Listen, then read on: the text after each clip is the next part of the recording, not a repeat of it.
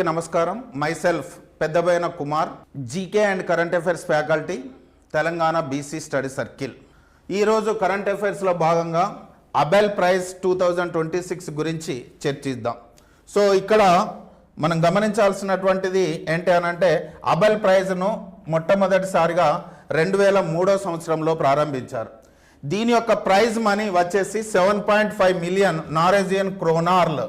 నార్వేలో kroner, Norwegian క్రోనార్లో తెలుపుతారు 7.5 million.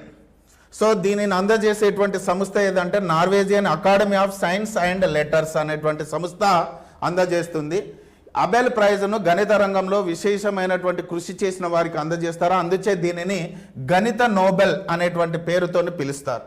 So 2003లో ఈ అవార్డును పొందినటువంటి తొలి వ్యక్తి ఫ్రాన్స్కు చెందినటువంటి జీన్ పియర్ సెర్రే అనేటువంటి వ్యక్తి ఈ అవార్డును పొందినటువంటి తొలి వ్యక్తి 2003లో.